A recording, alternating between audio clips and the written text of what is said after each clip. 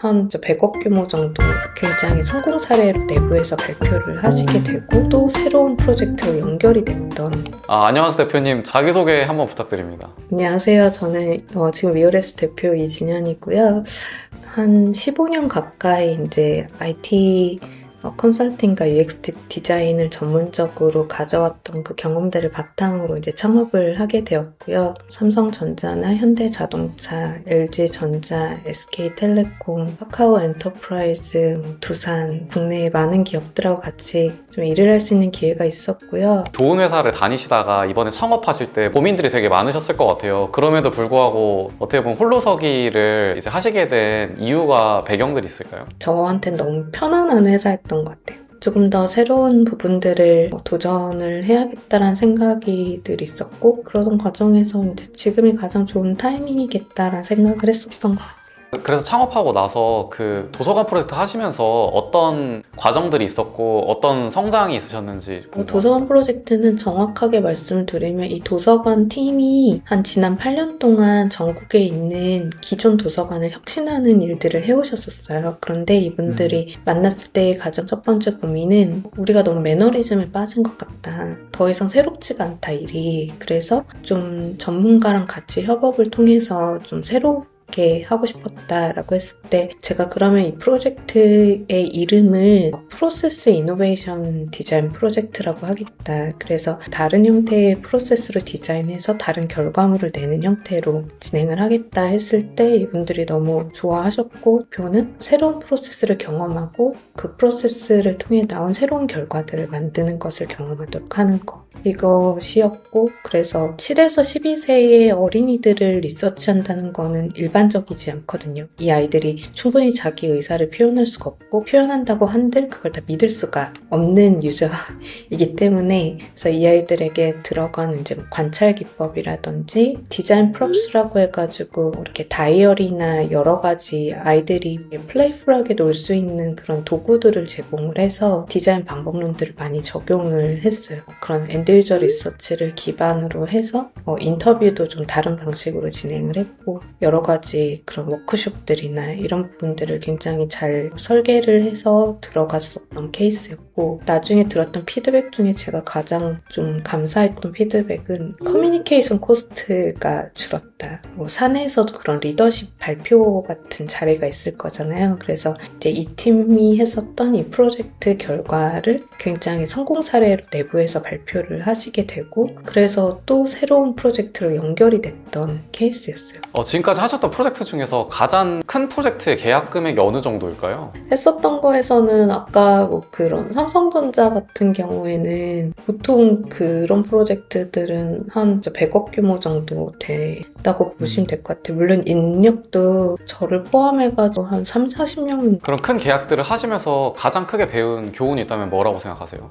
그때는 몰랐는데 나중에 돌아보면 굉장히 큰 작업이었다라는 생각이 들고 공부를 핀란드 헬싱키에서 했고 그때 이제 당시에 노키아가 엄청 잘 나갈 때 그런 사용자 경험 디자인과 노키아와 굉장히 많은 일들을 할 때 리서치 기법이라든지 사용자 니즈를 캡처하는 기법이라든지 이런 것들을 굉장히 많이 사용을 하는 편인데 현대자동차 할 때도 그렇게 했었거든요. 그래서 이제 그런 부분들을 처음에 IBM에서 좀 약간 뭐 하나 이러면서 지켜봐 주셨었는데 결론적으로는 좀 새로운 적용이 되고 했었다는 건 되게 큰 의미가 있는 것 같아요. 현대자동차 제너시스다. 그럼 제너시스에 대한 소셜 리스닝 같은 채널을 만든 거예요. 그래서 현대자동차에 대한 후기를 사람들이 보고 싶어 하는데 그 당시 뭐 페이스북이나 트위터나 그때 인스타는 없었으니까 그런 소셜에서 올라오는 후기를 더 궁금해할 것 같은 거예요. 근데 일일이 안 들어가고 거기서 한 번에 다 불러들여가지고 보게끔 해주는 거를 이제 제안을 했는데 엄청 싫어하시는 거예요. 왜냐면은 부정적인 것도 스크리닝이 안 된 채로 이제 다 올라오기 때문에 그거를 어쨌든 계속 실험을 하고 디자인을 해가지고 피칭을 했고 그리고 결론적으로는 그게 이제 적용이 됐어요. 그것 때문에 IBM에서 이제 상을 받고 막 이렇게 되시기도 하고 했거든요. 기존에 없었던 그런 글로벌 스탠다드를 제시하고 약간 그런 것들이 가장 좀 의미 있었던 일이 아닌가라는 생각이. 그럼 지금 이제 집중하고 계신 거는 어떤 쪽이신가요? 라이프챗 같은 경우에는 인공지능에 대체되지 않는 사람의 경험과 스토리를 담는 플랫폼을 만들고 싶었어요. 우리가 책으로도 배울 수 있고 챗GPT로도 빠르게 정보를 검색할 수 있지만 진짜 도움이 되는 경험들은 누군가의 대화를 통해서 얻어지는 게 되게 많다. 그래서 그 대화를 그런 것 잘 같습니다. 캡처하고 그 대화에서 나오는 영역을 저는 이제 그걸 위즈덤의 영역이라고 표현을 하긴 하는데, 그러니까 데이터가 가공되면 이제 인포메이션이고, 인포메이션이 어떠한 형태의 유형화된 것들이 널리지라고 하면은 그것의 경험을 합쳐지면 그게 이제 위즈덤의 영역이라고 하는데, 어떤 사람의 널리지와 익스피리언스를 동시에 캡처할 수 있는 좀 그런 방법이 대화이고, 그 대화를 잘 녹음하면 지금 다 이제 요약 정리할 수 있잖아요. 그래서 이거를 잘 데이터베이스화해서 컨텐츠로 변경하는 좀 그런 일들을 하고 싶었어요. 그래서 되게 딜레마였던 거는 대화 말고 또 다른 방식으로 어떻게 캡처할 수 있을까? 근데 아직까지는 그걸 잘 모르겠는 거예요. 지금은 일단은 대화를 많이 발생할 수 있도록 하고, 대화의 데이터들을 바탕으로 제3의 컨텐츠를 가공할 수 있는, 그러다 보면 사람들의 자기 생각, 관심, 또 예상하지 못했던 것들, 이야기를 나누다 보니까 거기에 맞는 어떤 정보나 컨텐츠들을 계속 후속 학습할 수 있도록 좀 붙여줄 수 있는 기능들, 이런 것들을 상상을 했었던 것 같아요. 근데 요즘엔 그런 생각 더 많이 해요. 어쨌든 뭐가 됐든 돈이 되는 게 되게 중요하고, 플랫폼이라는 건 사실 굉장히 긴 시간을 기다려서 이제 쌓여져야 되는 것들인데, 빠르게 조금 이렇게 돈이 되는 형태는 조금 다를 수도 있겠다라는 생각이 들어서, 그래서 이번에 만든 게 이제 GKS라는 곳에서 저희가 이제 먼슬리 베이스로 파는 거거든요. 그래서 이제 구독 모델로 이게 지금 진행이 되는 거고, 장학재단이나 아니면 어린이재단이나 어느 정도 소속 그룹을 가지고 있는 사람들 안에서 훨씬 더 빠르게 이용이 되고 있는 것 같아요. 그래서 그런 타겟들 대상으로 일단 B2B로 많이 써보게끔 하는 게 일단은 좀 1차적인 목표이고요. 지금까지 오시는 과정에서 제일 어려웠던 건 어떤 거였나요?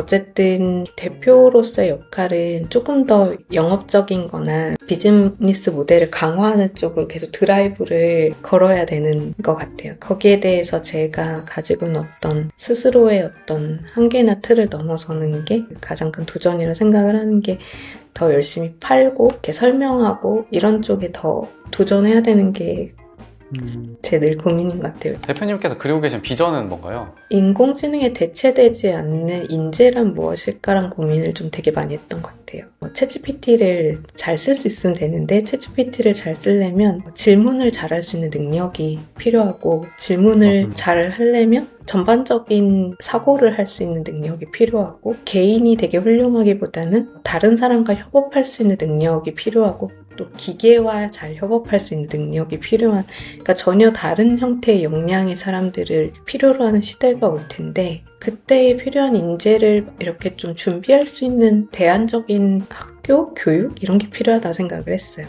그런 사람들을 좀 증명할 수 있는 그런 플랫폼이 좀 필요하다. 이 사람은 그런 역량을 가진 사람이라는 걸 어떻게 증명해주지?